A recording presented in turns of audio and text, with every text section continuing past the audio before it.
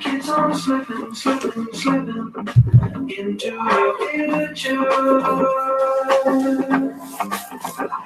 a beautiful world this will be. What a glorious time to be free. What a beautiful world this will be. What a glorious time to be free.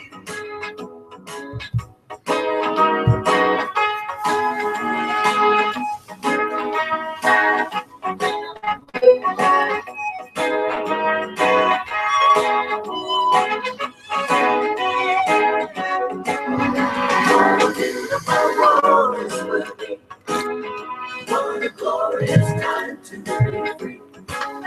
What a beautiful world this will be. What a glorious time to be free. Hey there, good to be back with you. It's hard to believe that we have been AWOL for these many weeks, but it's true. Here we are back again with another of our peripatetic forays into all things prophetic, led by none other, the star of our show, Mr. Gary Fishman. Gary, how the heck are you? The real question is, where were you the last 2 weeks? We had the cops out, the FBI, everything. I was sitting here every Monday, 7 o'clock, nothing. Well, you know, I could tell you, but then I'd have to kill you. So it's all rather classified. So maybe I don't really need to know that. No, you're on a need-to-know basis, and you don't need to know. Just as the folks don't need to know, you know, of your hidden bunker somewhere out there in the wilds of New York State. So no, we don't want to tell anyone about that. No, that could be a real problem. So we've got a few people that have managed to find our broadcast right at the very beginning. Can you guess who they may be? I guess one has to be Marie. Well, ding, ding, ding. Because I don't do a show if Marie's not on. If you told me Marie wasn't there, I click the button and I leave. Yeah. Oh, okay.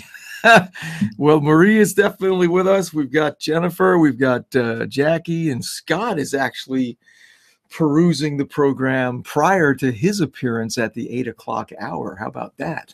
Oh, that's pretty good. I'm telling you. And of course, you know, I must draw attention to our awesome Christmas decor that I put up, you know, just for you, so that you'd have that Yuletide feeling as we're, you know, doing our final show of 2017. In other words, your wife told you to put it up. Well, no, actually not. This was extra. This was the leftovers. Oh, the leftovers. Okay. She basically goes through all the boxes and takes out the things that, you know, that really look nice that she wants to put up and stuff. And then, you know, whatever scraps are left over, well, that's what I get for my okay. Yeah. For my studio. Story of your life. Yeah, well, I don't want to go there. She's not watching. She can't defend herself. Oh man, you know, even after 3 weeks, nothing's changed. It's very clear. But now we're here tonight just to prognosticate a little and kind of see what the Lord is saying concerning this new year. You know, every time we get around to this time of the year, I realize, man, I'm another year older. That's really stinks. But honestly, you know, we get around this time of year and start thinking about, you know, the next year, the new year and whatnot. And I mean, listen, we know that in God's economy, he doesn't really celebrate New Year's Eve. So, you know, so why do we make such a fuss about what God's saying for the new year? Why do we make a fuss? Yeah. Well, even though it might be an arbitrary dividing line, it's still an opportunity for a new beginning, in a sense. Mm-hmm. I mean, we can have a new beginning any day. Sure. But there's just something about a new year, you know, where hope starts to come up, where people say, well, maybe a change is coming. There's something about those type of dividing lines that really get people thinking about, well, what's ahead? Will this next chapter be the same old thing? Or is the cycle broken? Is something new coming? Right. So even people in the world. I mean, you watch any channel right now for the next few weeks. All they talk about is New Year's resolutions. You know, Yeah. this past year I made a resolution that I was going to live forever. How's that working out for? So good. So far, so good. I say I keep my resolution. Well, But, you know, even in the world, people, well, what does the new year hold? And they have on the news the prognosticators. oh, So yes. what's going to happen in the world? So everyone seems to look at the new year as a new opportunity. This is my chance for a fresh start. Yeah. All of a sudden, the gym gets all these new memberships. And people join and after January never use their membership ever again. Yeah. Well, I don't have that problem. I can't afford a gym membership, so I walk about 2 feet into my bedroom and do calisthenics because that's about all I can afford right now. Okay. Not only that, but you get exercise jumping to conclusions. Well, that's true. Although I've tried to curtail that particular exercise recently. It's you know, I'm on a fast. You know what I mean? But I mean, does this have anything to do with what's the phrase that they say every year? Next year in Jerusalem. Well, actually, they say that in Passover. Right. But that's the whole idea of it. When they say next year in Jerusalem, actually what they're saying is they're making a declaration. By this time next year, the Messiah will come and set up his kingdom in Jerusalem. You know, and that's part of the Passover. Okay. Which biblically is when the new year starts. Right. See, people seem to have a wrong notion that the Jewish New Year starts in Rosh Hashanah, the Feast of Trumpets, when it's not at all. It starts at the same time when Jesus rose from the dead.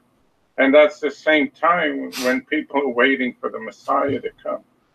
Wait a minute. Are you telling me that you're contradicting none other than Chuck Pierce? Well, if that's what he says, I contradict anyone who said that. Well, I mean, you know, they have this big thing that they do every year around that time called the head of the year.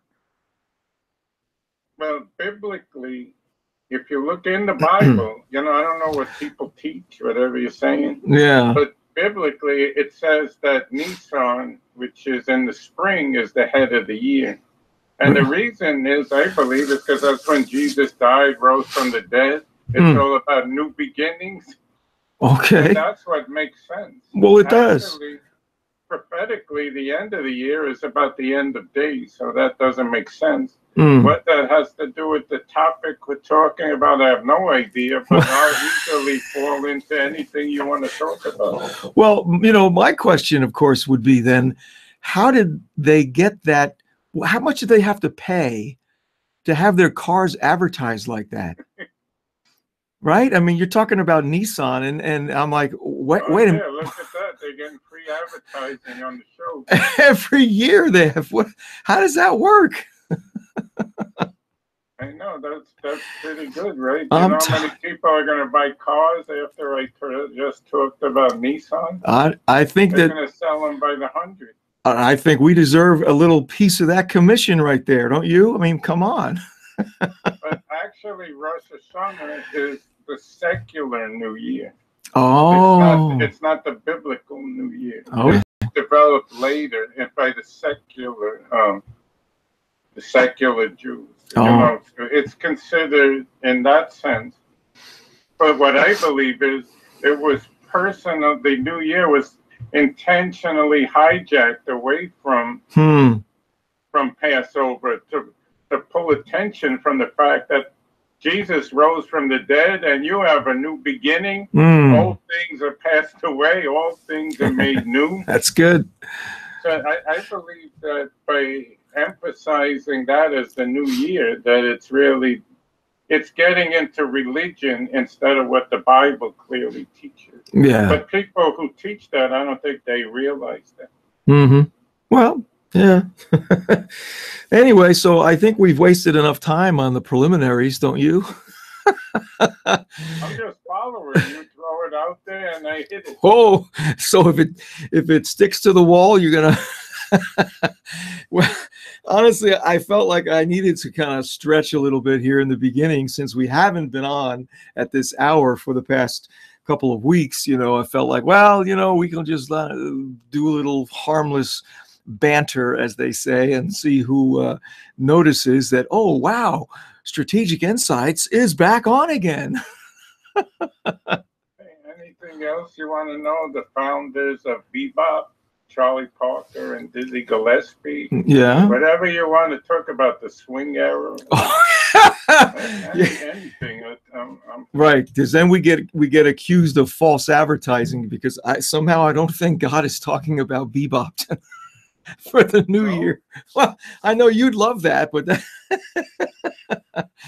we do have a question from one of our viewers asking, why do you say that Rosh Hashanah is the secular New Year? Because historically it was presented by the rabbis as the New Year, which clearly contradicts Scripture. Okay. If you want, I'll look up right now the. Even as we speak, which means I gotta fill the dead air. Oh my gosh, I gotta fill your dead air. That's horrible. Well, listen, we are here tonight just to kind of talk a little bit about, what, for what it's worth, what we are sensing concerning the Lord's, maybe really what he's emphasizing, that we're seeing. Obviously there's a lot that's out there. You can practically throw a dart anywhere and you're going to hit some prophetic statement or declaration or other writing that's out there, concerning what the Lord is up to and where he's taking us and stuff. And, I don't think there's any reason to debate that or even disagree with what's being shared. So, feel free to enjoy all of that. One of the things that I know I find a little difficult to deal with is in some prophetic circles, it always feels like there's one more thing that's got to happen, before the breakthrough. I just can remember being in certain prophetic circles where it seemed like every year, it was like, okay, now we've got to do this. Now we've got to proclaim this. Now we've got to, prophesy this, and then it's going to happen, and it was always like chasing after, but never actually getting there.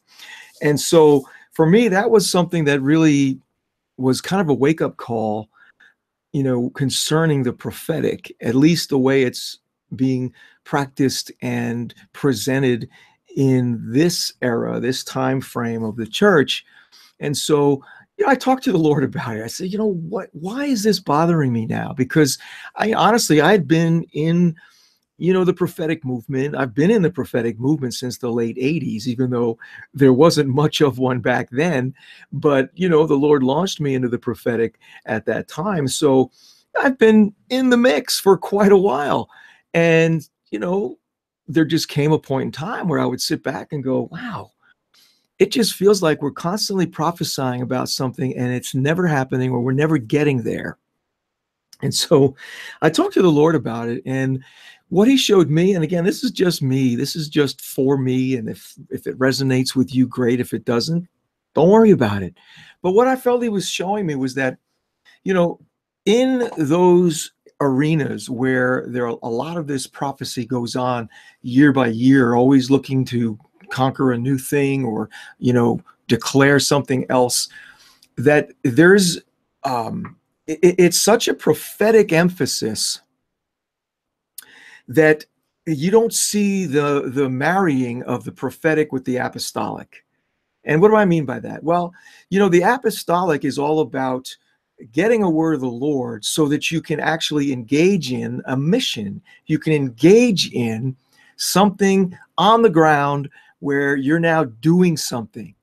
And, my theology has shifted enough now over these past, I would say maybe 7-8 years, to where I'm now operating more out of, well, what has the Lord already provided for us that he's now revealing to us is ours. See, we're not prophesying and declaring and decreeing to try to get something, to try to make something happen, to try to achieve breakthrough. This is what I'm understanding now, is that the prophetic is actually highlighting truth that the Father is revealing, that he's emphasizing, that for whatever reason, maybe we couldn't handle it till now, or there were other things that needed to be built into our foundation so that when this next revelation came, we could actually walk in it. So for me, it's no longer, this thing where I've got to prophesy and declare and decree so that something happens. I'm now doing it to come into agreement with stuff that he's showing me is already ours in Christ. And man, that's just made such a huge difference for me in how I approach the prophetic, how I approach life in general, how I approach discipleship. When I'm working with people, I'm going to prophesy what the Lord is showing me, but I realize now that it means that there's a deposit that God's put in you that is activated now. If I'm prophesying to you about a gift or a calling, it just simply means that God is saying, flip the switch. It's time to move forward. It's time to get rolling in that particular area. And all you needed was somebody to tell you that. Somebody to say, hey, you know what? God wants you to know this, that this is what he's put in you. This is what he's called you to. This is a prophetic word that becomes your point of faith to say, wow, that's great. I believe that, and I'm going to start to do it. So, I'm coming from, I think, a little bit of a different perspective when it comes to what is God saying for 2018. So there's my filler. Now you've got to do the rest of the show. Okay, but first I just wanted to read that scripture in Exodus 12. Exodus 12 is all about the Passover. Mm-hmm. And it said, the Lord said to Moses and Aaron in Egypt, this month, which was the month of Nisan, which was when the Passover takes place, mm-hmm. This month is to be for you the first month of your year. Okay. So there's the proof. So anything that doesn't fit into that is not biblical. The Rosh Hashanah being the new year wasn't established till after Jesus' time. Oh, really? Around that time. Wow. It happened in the first century. So well, but it makes sense. It wasn't a coincidence. Yeah, it makes sense if they were trying to distance themselves from the reports of the resurrection and all that was being interpreted. Passover is all about Jesus resurrecting. It's like, oh, yeah, I can see that. Yeah, the new beginning. But I agree with what you just said. And even more so, I believe that this, things you can have access to, even sometimes it's not God's time, you could pull it. And I know you've talked about this before. Sure. That you could actually, if you see it in the future, you could actually, by faith, pull it into the present. For example, even in the Old Testament, David, he had a New Testament relationship with God. Yeah. He had intimacy with God that was not available during the Old Testament.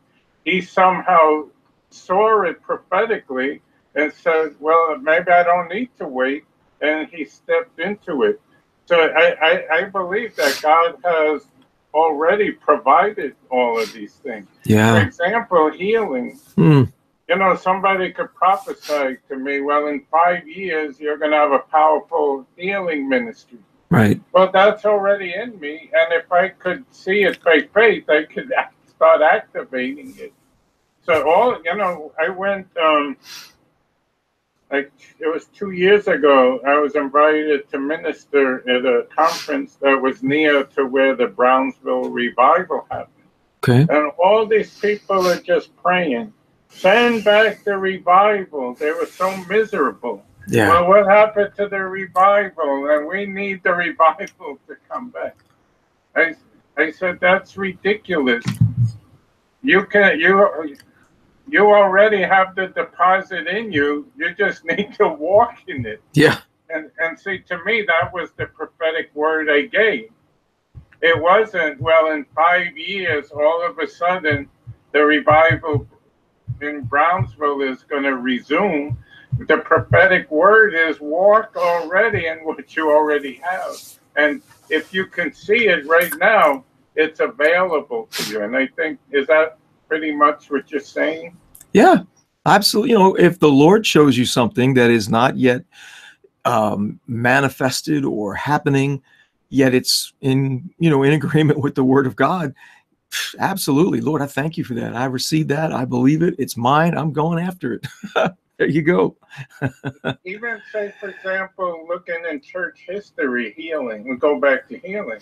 Right. Healing's been available since the New Testament. It disappeared because people lost faith in it. You know, the doctrine changed. Well, God doesn't heal anymore. It became all about religion. All of a sudden, around in the 1940s, people started to take hold of the truth. Wait a minute, it says in the Bible God's healed, and these people, A. Allen, and you know, the guys from back then, they just took hold of the truth. They started praying for the sick, even back earlier than that with Smith Wigglesworth. There was nobody getting healed.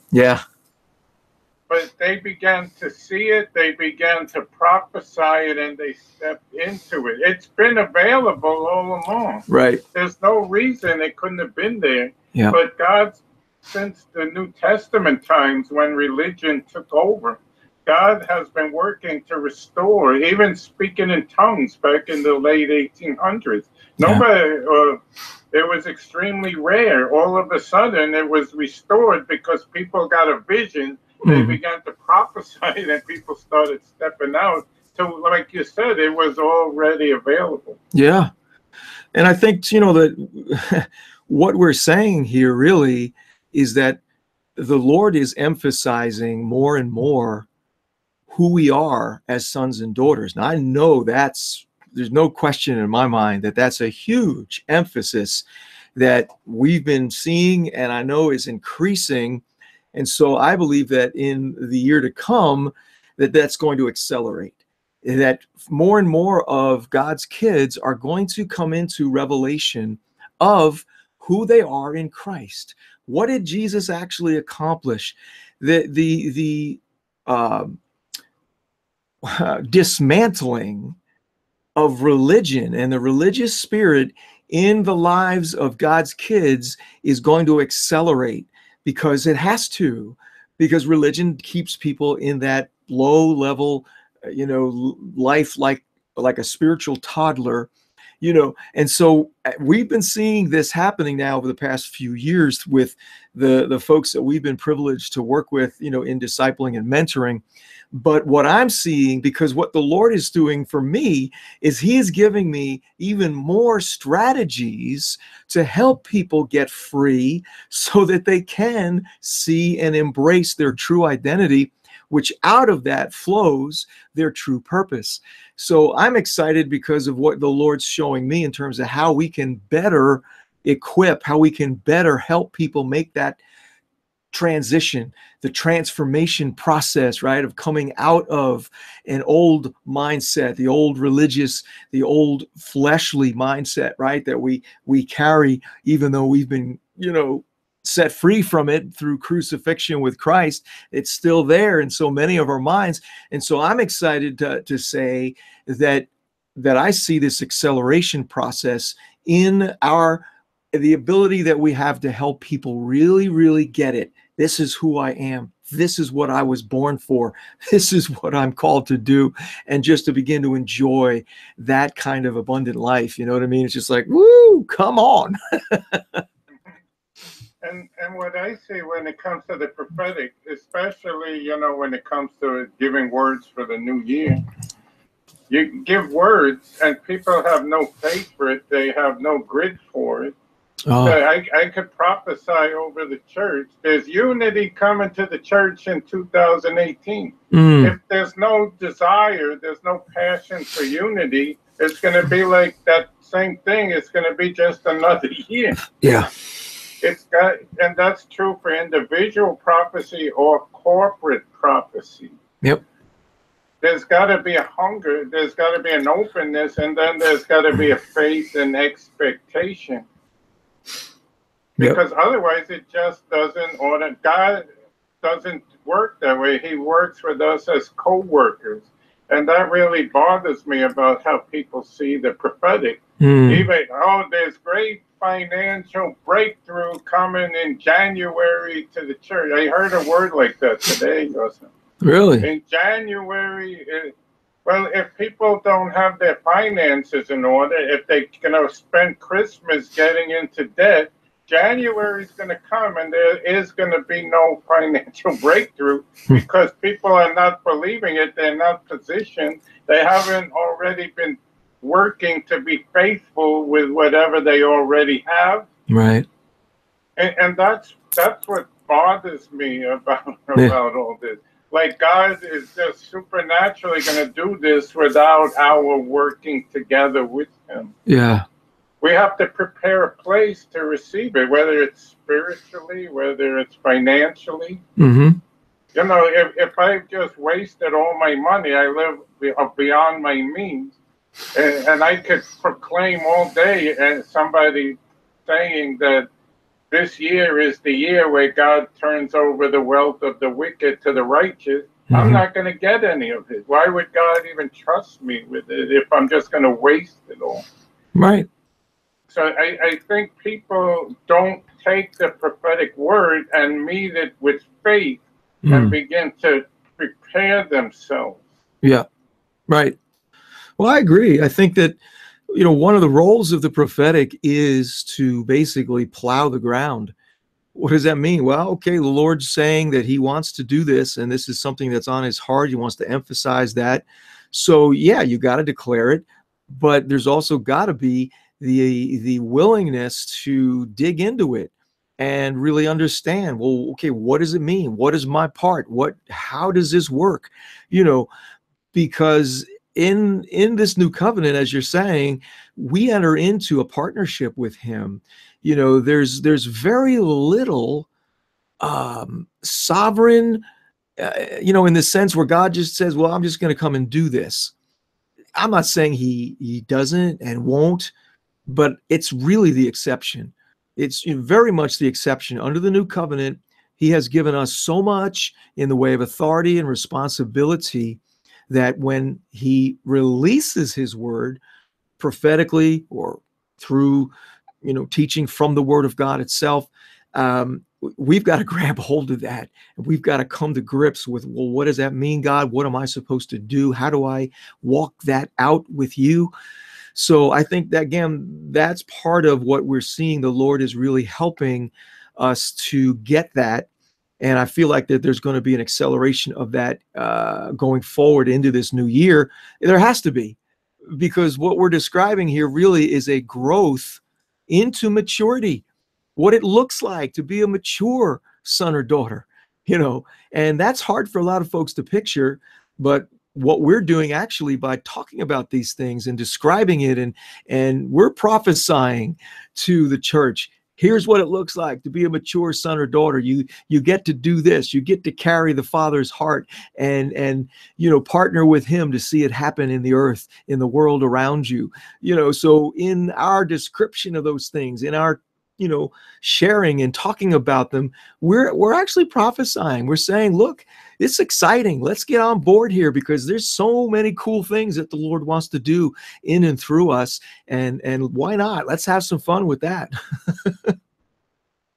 That's right. The prophetic word has to awaken something in you. For example, in this past year, I heard a word that this was the year of acceleration. Right. Or sometime over this year. Somebody had that word. And I've seen it happen with people. But I only saw it happen with people who were ready to take hold of it, that their lives were positioned. Right. They've been really searching. They've been working even when they saw nothing. And then all of a sudden, bam, things accelerated. Right. But people are like thinking that acceleration means one day somebody's going to knock on your door and say, well, here's the $1 million you need to start a church and buy a building and go to the nations and have Benny Hinn come preach, whatever. Yeah, but this is the expectation of the prophetic. Yep. I've seen a bunch of people just crazy move forward this year, like with gone faster than the timing would make sense. Yeah. But those were the people who were already moving forward.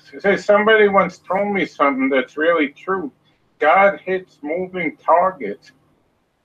If you're moving forward, God can push. But if you're just sitting, I'm just waiting. One day, I know it's going to happen. Mm-hmm. I know I'm called to be a missionary.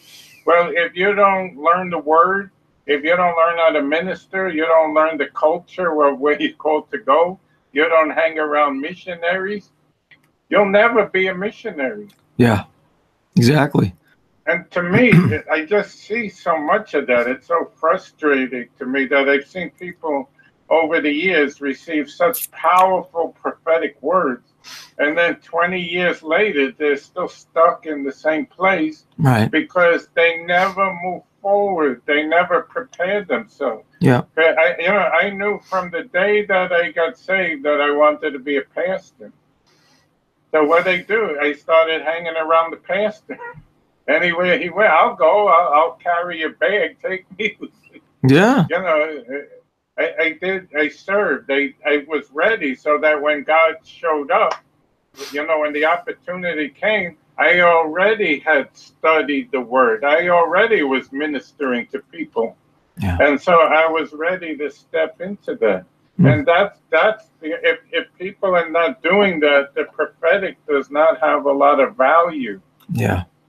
Yeah, it's true. You know, so I think one of the things that the Lord is definitely going to be doing in this new season, new year, however you want to describe it, is helping us to understand that whatever prophetic words he's highlighting, or even scriptural words that he's highlighting as rhema to us, right? That we are stepping into the grace necessary for that to be fulfilled. I think that this understanding of the prophetic is what's really happening, you know, in a new way. It's not new because it's been that way all along, but it's new in the sense that people are awakening to the understanding that when God speaks prophetically, you don't just sit back and wait for it to happen, but there's a grace that's with that word that allows you, actually can propel you, if you allow it to begin to see a fulfillment, even if it's on a seed level, right? We know the word is a seed, and the seed has to grow, and it has to germinate and grow and make its appearance and whatnot. But even in that, there's still a grace for that transformation, that change to happen. And so I'm excited because having this emphasis from the Lord now being restored back to the church, where it's like, no, when you get a prophetic word, unless the Lord shows you that it's for a time way off, right? Way off. You have to understand that there's a grace that comes with that word to fulfill it here and now, to begin to take steps, even if it's just positioning yourself in some way so that you're ready for that to be fulfilled. That's huge. You know, many times people won't even do that. They'll just kind of like, well, that's an awesome word, and, can't wait for it to happen. Well, it doesn't work like that. So the grace that the Lord is releasing in this season, I think it's over and above really what we've seen in the past. Why? Because there's also coming with this a realization that we have that responsibility, right? That when the Lord speaks to us, there should be a response. Faith without works is dead. When the Lord gives us a word, we have to obey it in some way. Again, it could be something that's way off in the distance and you really don't know what to do with it at this point. But that's really, there's not that many words that come like that. The Lord says, you're going to be X, Y, Z in 20 years. Okay. But even so, what do I have to do now? What's the grace? And so I see that, and I'm prophesying that tonight, that there is this recovery of an understanding of the prophetic, that, as we've been saying, as a partnership with the Lord, that the grace that comes with that prophetic word means that we're free to begin to move forward with him to see how that all gets worked out. I just love that. Yeah, that's what I totally agree. And that's been just such a frustration to me.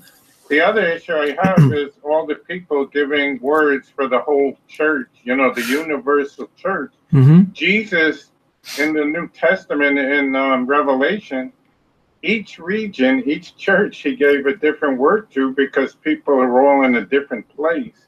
Sure. So it's very hard, but at the same time, there can be a general word. Like I still believe with that word for acceleration. Mm-hmm. I'm believing in the new year that's even going to happen on a greater level. Mm-hmm. But again, for those who are moving forward, yeah, you're already taking hold of the vision. You already took steps. Yeah. Even if it's just the preparation. So if you had a prophetic word to start a business, well, then you start taking business courses. Mm-hmm. You start getting out of debt. Yeah. You start learning how to handle money. Yeah. As you do that, God's going to propel you forward. So I really believe that was a true word for the universal body. Mm-hmm. Yeah. But it's up to the individual to take hold of it and say, well, I believe it, and I'm going to take the little step. Someone said, oh, if you prophesied, you're going to have an international healing ministry. But I never healed a sick person. How do you start? You can't make that happen, right? Mm-hmm. I can't make an international healing ministry happen, even though I know you, but I know you got propose a few strings. But, yeah, right. But so how do I start into it? I start praying for the sick people that I do meet. Right. Exactly. Sow seeds in it. See, everything in the Bible is about sowing seeds. But you know what? People don't want to sow seeds. They want the tree. Yeah. But every single prophetic word is a seed that God places in your hand, and now you begin to plant it by activating it. Right. And if you're not willing to do that, I don't want to do all that. I just want the business. Since I'm going to have a business, so that means Donald Trump's going to call me one day and say, well, you're my new guy. I'm going to give you your own business. That's what people are waiting for. I'm telling you. That's how I hear people. I'm going to get this check in the mail for $1 million. Now, those things can happen, but first you have to be faithful with your finances you already have. Mm-hmm. And as you move forward, God's going to pour into you. But why would God pour into you if you have no idea what to do with it, and before you know it, it's all gone? Yeah. No, I was speaking about that, I think, a few weeks ago. I don't remember if it was Impact or something. I think it was at Impact a few months ago. Yeah. I was saying that typically most people, for example, lottery winners, they did a study, 70% are broke within 5 years. Yeah. Broke. I'm talking about people with the million. Those are the big million guys. Yeah. Within 5 years, they're broke. And I have a feeling if they're Christians, it might not make any difference unless they become good stewards. So God, the breakthrough comes, the millions come. Now you have to already have a container. Mm-hmm. You need a plan at least to be able to steward it. Maybe you don't know exactly. Sure. But if I'm believing for the $1 billion, I better have a plan to steward it, and I need to be faithful to steward the $100 I got right now. Yeah, good. Exactly. You mentioned business, and that's, was something that I wanted to touch on as well, because what I've seen happening this year is an increasing level of grace on small business, on entrepreneurship, on creativity, and it's been building. And I just have such a sense of excitement for how that's going to look as we get into this next year, because I know and believe, and I'm willing to declare prophetically that the Lord really wants to bless people who either have a small business, or they want to start a business, or they have some aspect of creativity that they like to bring forth into the marketplace in some way, whether it's through something that's an invention, or artistic thing, or writing, or whatever.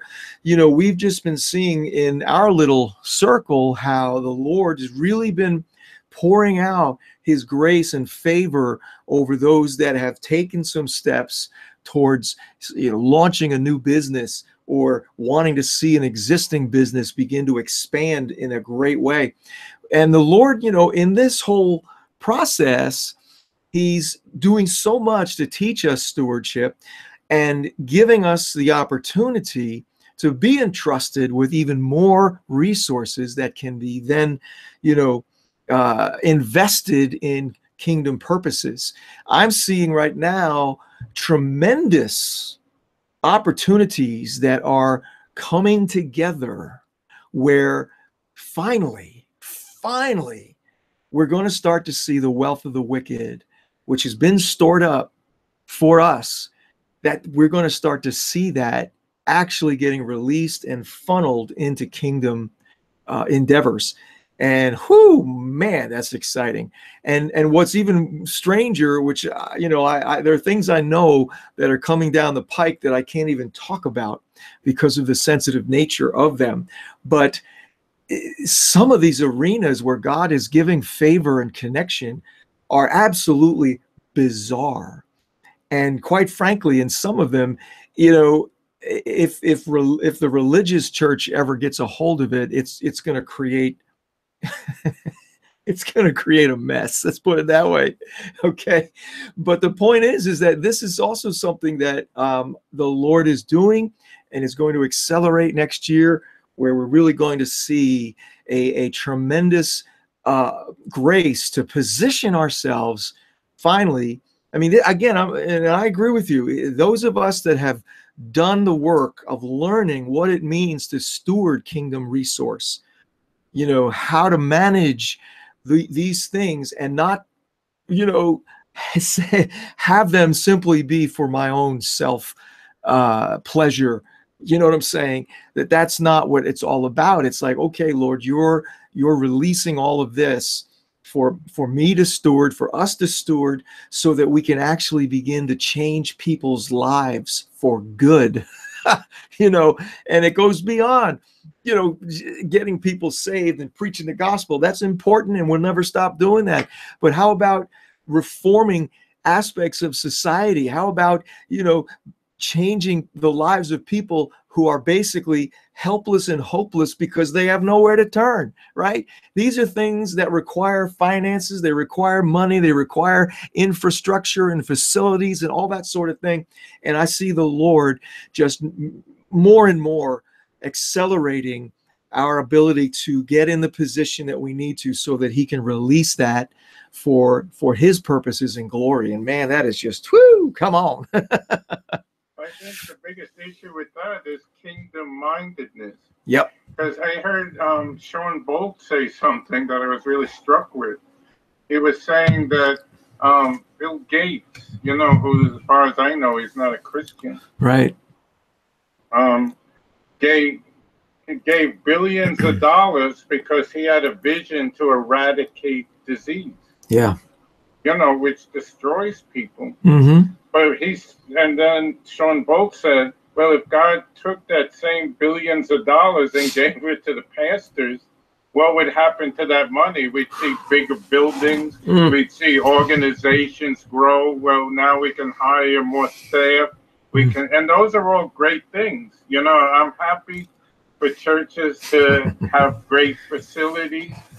But see, here's Bill Gates saying, I have a passion for these hurting people out there. I'm going to take my billions and we're going to eradicate the disease. Then he has a heart to eradicate poverty. Yeah. And there's there's a lot of secular people that God will give the money to. Sure. Before the church, because so often I've seen it with my own eyes. You know how pastors they dream of money to build bigger things. We need a fancier building so more people could come, so we can attract doctors and lawyers. You know, and we want to do that. We want doctors, lawyers to get saved. We want the up and outers, the down and outers. But is that the best use of God's precious resources? We have to get in line with that. Imagine if God gave us billions and we have a mindset that we're going to eradicate poverty, homelessness. Right. Sure. But I don't see money wherever the big money is. I never see in the church. I don't say never. There's pockets of it, but for the most part, where the big money is where the fancier buildings with the statues and the marble floors. And that's I'm not against that, but if that's money that God has earmarked to change the world, then God just can't trust the church very often with what he wants to give. He's going to find kingdom-minded individuals who have a heart for a broken, hurting world, and to bring transformation and change. Yeah. Well, I'll tell you this. I firmly believe, and I'll state it as a prophetic word tonight, that the Lord is leading the church, at least those who, you know, are, as you say, kingdom-minded and wanting to embrace his heart for these things. I believe that we're going to see this year where the Lord is going to make, in a greater way, a shift from a donation and charity-based economy, which is what the church has operated in for all these years, into a marketplace economy. I really see that this is starting to happen in, you know, isolated areas, that people are getting this and realizing, wait a minute, we can absolutely function in the marketplace to access the funds that are there and have those funds be allocated, you know, profits, dividends, whatever you want to say. It's an intentional move into the marketplace so that that revenue stream can then be implemented into whatever the kingdom projects are that the Lord has given for that particular group to do. And, you know, what really helped me understand this was, there's a brother who I highly respect. I've been helped powerfully through his ministry, and that's Andrew Womack. And, you know, Andrew, God led him through a series of transitions in his life where God basically challenged him, saying, you know, your dreams are way too small. Your vision is way too small. And so he went through this process of transformation to where God began to help him to believe for the acquisition of the funds necessary to build $1 million facilities for his Bible school in Colorado. And that's what's happened. Andrew has raised, through donations, I would say, in excess of $100 million that has been used to purchase land and build facilities. And I look at that and I say, that is just, wow, that's amazing. But very few people have the donor base that Andrew Womack has. God has so blessed and favored him that his television and radio programs are heard worldwide. Okay, he probably has an audience of 3 billion. Okay, and so we don't have time for that. Most of us do not have time to build a donor base that large so that we can then take donations in to do these big projects that we've been all dreaming about. So there's got to be another way. And the other way is how we begin to connect into the marketplace so that that economy becomes part of the kingdom economy.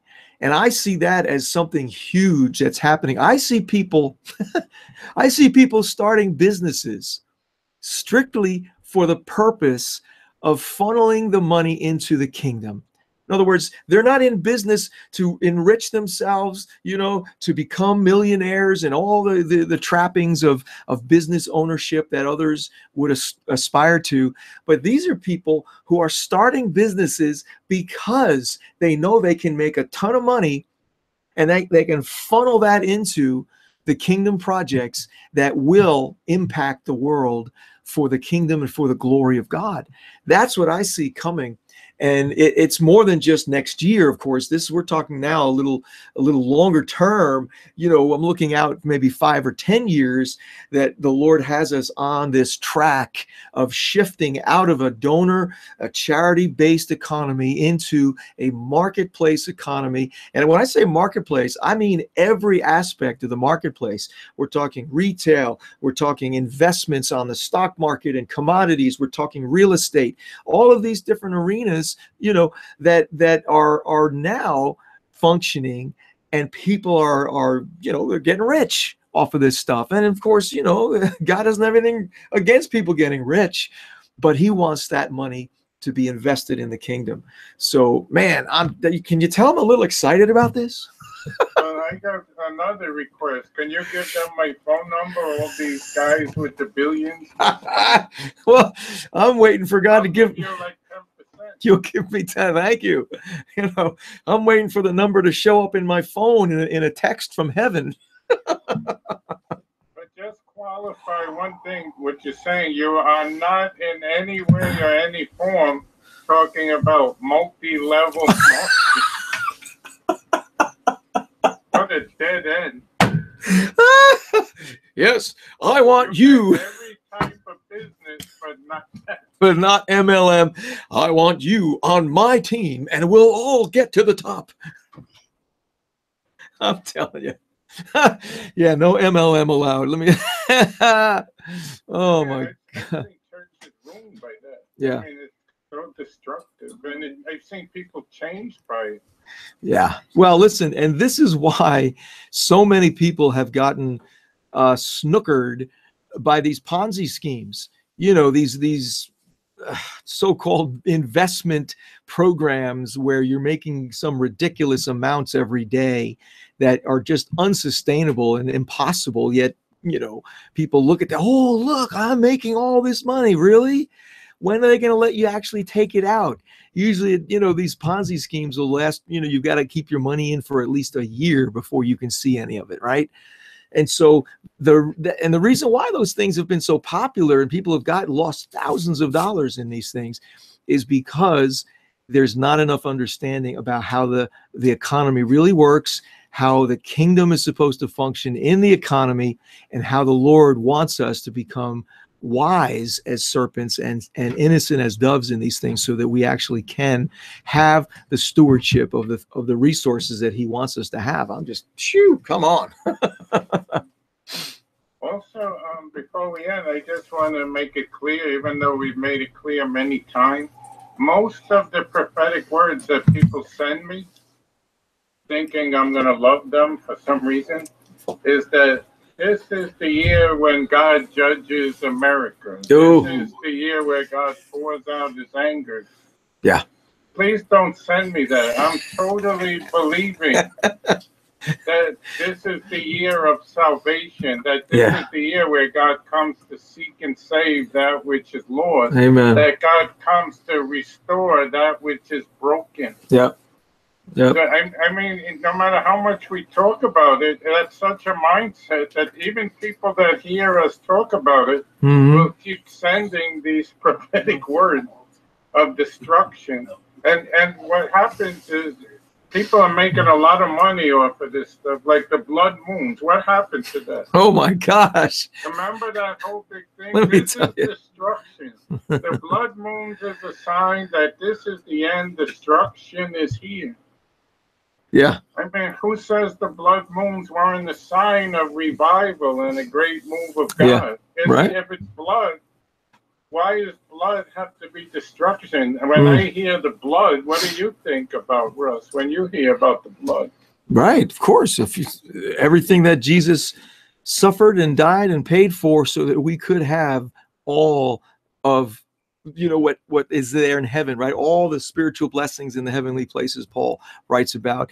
And the best of all is the relationship that we have with the Father through Christ. I mean, that even if there was nothing else, boy, that's enough. Yep. It's amazing. Another issue I have, since we're beating up everyone tonight. Is that what the Lord is saying for 2018? Beat up on... Yeah, this is what I don't get. Maybe you could enlighten me in the last few minutes. I doubt it. Say, for example, people said this is the year of the open door. And I've seen open doors. Why is it next year then the year also of the continuation? Why is something this year and then next year when we move to something else? Well, why does every year gotta be this other thing? If it's an open door, I want to continue. I want to emphasize that. If God gives me a truth in my life, the doors are open. I'm not, well, this year I'll go to the open door, but I can't wait to hear what's coming next year. Yeah. I want to keep pressing forward. See, these are biblical. You said that in the beginning. Yeah. These are biblical truths and things God has already stored up for us. Yeah. And we can have them. Sure. To me, the prophetic is just exactly what you said. It opens our eyes to what's already available and what God wants to emphasize. But if there's acceleration and open doors, I want to spend the next 10 years going through that. Yeah. Not, 2017's over, the door just closed. And what are we doing in 2018? Yeah. No, it means I'm going to keep running with that revelation. Oh, yeah. I think that, when words like that are repeated, almost yearly, you have these certain words that get repeated. The only way I understand it is that it's an aspect of the Father's grace where, there are just some folks that aren't ready to hear that until a certain point in time in their life. And so they need to hear that there's an open door because they're ready for it. You know what I mean? So yeah, there are certain words that are like evergreen, in the sense that, you can prophesy them almost any time because there's going to be a section of people that are ready and need to hear that so that they can receive grace to actually get free and move forward in that regard. So while we may kind of like, oikavetch, another open door word, I don't want to minimize the fact that there are going to be people who actually can benefit from that because that's just where they are at that point in time. So, yeah.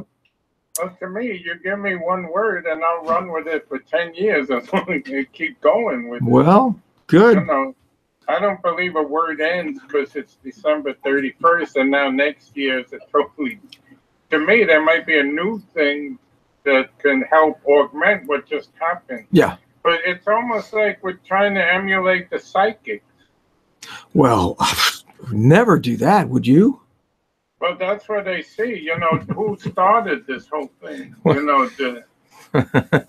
I don't know. I guess we could blame Gene Dixon. I don't know.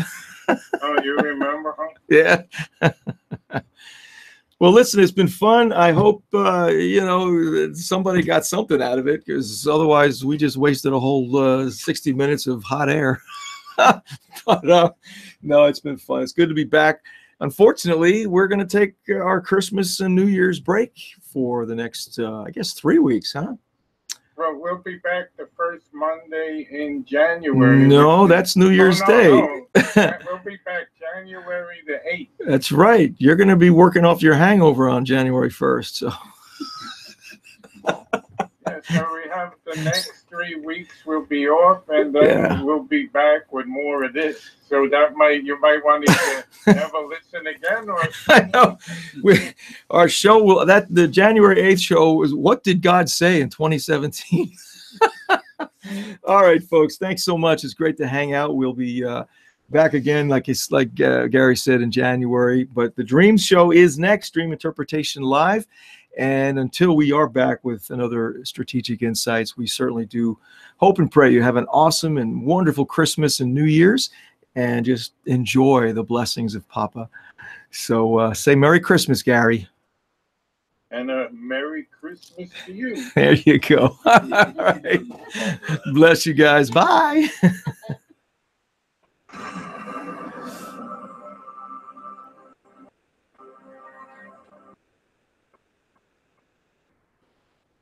An old laughing joke.